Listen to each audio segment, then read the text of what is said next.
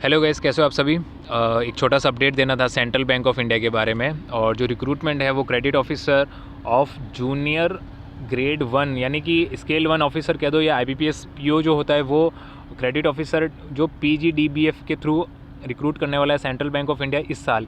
देखो, इसमें कोई मेजर ऐसे चेंजेस नहीं है जो आपको नहीं पता है। बस लोग यही देखते हैं कि भाई PGDF है, 1 साल का कोर्स कौन करेगा। अरे 1 साल कोर्स करने के बाद भाई तुम्हारे हाथ में है ना 70-80-85 हज़ार वाली नौकरी होगी। फ़र्स्ट ऑफ ऑल रीज़न ये है कि मैं रिकमेंड क्यों कर रहा हूँ ये चीज़, क्योंकि मैं खुद RRB PO में सेलेक्टेड हूँ और मैं खुद वर्किंग हूँ एज बैंकिंग सेक्टर में। तो मुझे पता है कि भाई आगे का सीन ना बहुत वैसा होने वाला है, टफ़ होने वाला है। और उसके बाद एक चीज़ ये है कि देखो SBI क्लर्क चल रहा है और उसके अलावा बैंकिंग के दूसरे एग्जाम भी चल रहे हैं, तो आप प्रिपेयर तो कर रहे हो। आप IBPS PO लिख के आए, आप यूनियन बैंक ऑफ लिख के हो, आप यूको बैंक हो, LBO लिख के आए हो। तो इतने सारे एग्जाम सब जब आप लिख के आ रहे हो ना, तो आपकी प्रैक्टिस में तो सारी चीज़ें हैं।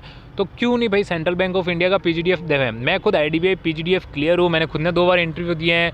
और वहाँ JMJ1 यानी कि जो 50-60 हज़ार की सैलरी में भी लोग काम करते हैं 1 साल का जॉब करने के, मतलब 1 साल का एक्सपीरियंस लेने के बाद वो, और उसके बाद वो सेलेक्ट होते हैं तब भी वो अच्छे से काम करते हैं। तो सेंट्रल बैंक ऑफ इंडिया में PO आप नॉर्मल PO के थ्रू जाओगे तो बहुत ज़्यादा टफ कंपटीशन होगा, लेकिन यहाँ पे थोड़ी सी चीज़ें अपने फेवर में चलती है। तो मैं थोड़ा सा ब्रीफ कर देता हूँ आपको।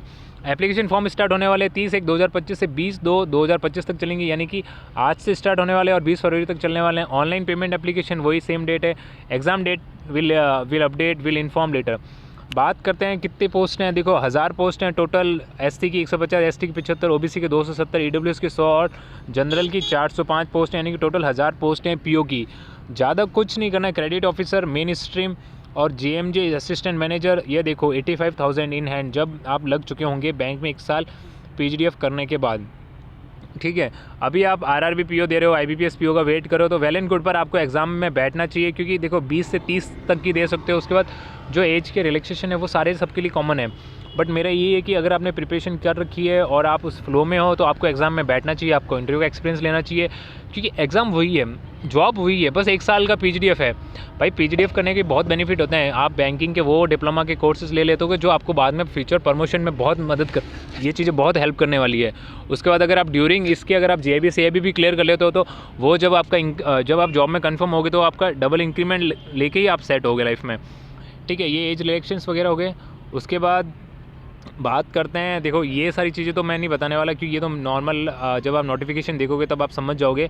मेनली अपना डिस्कशन ये था कि देखो एग्ज़ाम का selection will be through online test including descriptive और पर्सनल इंटरव्यू, यानी कि इंटरव्यू होने वाला है।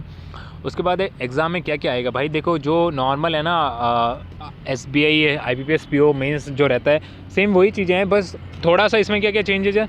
इंग्लिश के 30 question 30 number, quant aptitude 30-30, reasoning के 30-30, जनरल अवेयरनेस 30-30, यानी कि जहाँ वो 40-50 क्वेश्चन आते थे रीजनिंग के वैसा नहीं है। और सेक्शनल टाइमिंग भी है बिल्कुल 25-25-25 और 15। उसके बाद जो डिस्क्रिप्टिव है ना वो भी है 30 मिनट, उसमें डिस्क्रिप्टिव दो और उसके बाद आप इंटरव्यू में बैठे। सेंट्रल बैंक ऑफ इंडिया में देखो डिस्क्रिप्टिव पेपर लिख दिया, उसके बाद कट ऑफ जो आपका रहेगा फाइनल सिलेक्शन वगैरह। उसके बाद है एडमिशन प्रोसीजर पोस्ट ग्रेजुएशन। देखो इसमें क्या है, after final selection in candidates above they have mandatory pass the post graduate diploma in banking and finance course of 1 year 9 month of classroom training and 3 months of on job training before getting inducted observe in the bank. मतलब आपको ये सारी चीज़ें तो करनी है कि आपको 1 साल का कोर्स लेना है, 3 महीने 9 महीने आप जो हमारा कॉलेज होगा वहाँ पढ़ाई करोगे आप, और 3 महीने आप ऑन जॉब ट्रेनिंग, यानी आप किसी की ब्रांच में आपको अलॉट कर दी जाएगी, वहाँ आप ब्रांच मैनेजर के अंडर में या दूसरे जो ऑफिसर है उनके साथ काम करोगे और आप काम भी सीखोगे कि आपको काम कैसे करना है। ठीक है, उसके अंदर देखो उसके बाद है during the course candidate must complete the diploma in banking finance DBF, ये भी देखो अच्छी चीज़ है। उसके बाद JIB फ्रॉम IIBF, मतलब आपको या फिर तो डिप्लोमा इन बैंकिंग करना है या JIB करना है, मतलब आप सिलेक्शन से पहले भी एक और वो कहते हैं ना इंक्रीमेंट लेके आओगे। तो ये चीज़ भी बहुत अच्छी है, क्योंकि बहुत सारे लोग ऐसे होते हैं जो JIB CIB 2-3 साल निकाल भी नहीं पाते।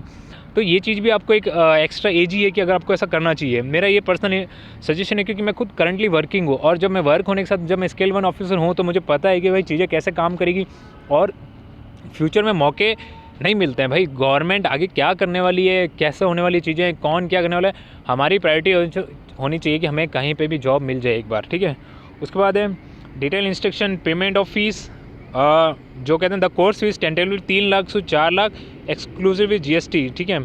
और PGDF हो जाएगा, एजुकेशन लोन मिल जाएगा आपको, उसका रिम्बर्समेंट ऑफ कोर्स, ये चीज़ें थोड़ी थोड़ी आप गो थ्रू हो जाना। अच्छा, रिम्बर्समेंट्स ऑफ कोर्स देख, after successful completion of 5 years in bank by the officer the bank will reimburse the course fees only excluding GST, मतलब आपकी कोर्स फीस आपको रिटर्न कर दी जाएंगी जो GST लगी उसको छोड़ के।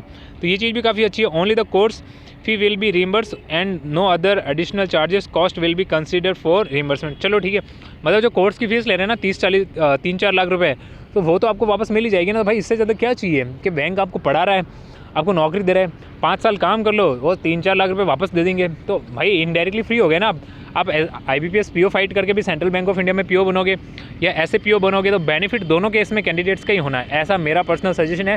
क्योंकि अगर आपके हाथ में कुछ नहीं है ना, तो भाई ले लेना चाहिए, मेरा तो ये मानना है, ठीक है। उसके बाद है कोर्स करिकुलम 9 month, ये सब है।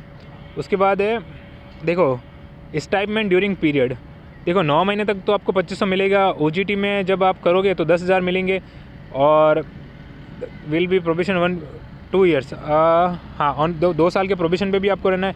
डिसिप्लिन और एग्जामिनेशन सेंटर्स, उसके बाद है डॉक्यूमेंट वेरिफिकेशन वगैरह और नॉर्मल सब चीज़ें, यानी कि जो बाकी सारी चीज़ें होती है वो तो सेम ही रहेगी, पर सिलेबस में थोड़ी छूट है, तो सिलेबस को क्रैक करो और जॉब लो। दूसरा, अभी इस जो सिनेरियो चल रहा है ना, उसमें अपन ऐसे नहीं रह सकते कि भाई कल क्या हो जाएगा। तो फ़िलहाल की प्रायोरिटी यही है कि भाई सिलेक्शन लो, जॉब ले लो, और आगे जो भी होगा अगर आपको दूसरी जगह मौका मिलता है तो आप स्विच कर लेना भाई, पैसे वापस कमा लेंगे, ठीक है। तो ऐसा कुछ नहीं है कि जो बाद में हासिल नहीं हो सकता। तो अगर जिसकी भी अगर एज एंड पे बैठा है कि भाई अब मैं क्या करूँ, मेरे पास ज़्यादा ऑप्शन नहीं है, तो भाई 1 साल का कर लो और जॉब ले लो, ठीक है गाइज़। ये छोटा सा अपडेट था मेरी तरफ से। अगर सेंट्रल बैंक ऑफ इंडिया अगर आप ज्वाइन करते हो, ऐसा कुछ नहीं है, सेंट्रल गवर्नमेंट की PSU है और काफ़ी अच्छा बैंक है, ठीक है। प्राइवेट सेक्टर से तो मच बेटर है। तो गाइज़ एक बार नोटिफिकेशन का पूरा गो थ्रू कीजिए। और मेरा पर्सनल सजेशन ये है कि क्योंकि प्रिपरेशन चल रही है हमारी, ऐसा नहीं है कि हमारी प्रिपरेशन नहीं है, हम देखो SBI क्लर्क अभी कर रहे हैं, आफ्टर दैट आप यूको बैंक LBO दोगे, उसके बाद आपको उसके साथ अगर आप सेंट्रल बैंक ऑफ इंडिया का ये पेपर गो थ्रू करते हो ना, तो आपको मेंस का डिस्क्रिप्टिव की जो तैयारी होती है ना वो भी हो जाएगी। उसके बाद जब IBPS और RRB PO आएंगे तो वहाँ पे भी आपकी प्रिपरेशन कंटिन्यू रहेगी। मतलब कहते हैं ना, एक फ्लो बना रहेगा कि हाँ मेरे पास ये एग्ज़ाम है और मुझे इस साल ये एग्ज़ाम क्रैक करना है, तो ज़्यादा होच पोच नहीं होगी चीज़ें। तो आज के लिए इतना ही गाइज़। कोई भी क्वेरी हो तो आप कमेंट कर देना, और बाकी नोटिफिकेशन को गो थ्रू करना एक बार, ठीक है। Bye bye, take care.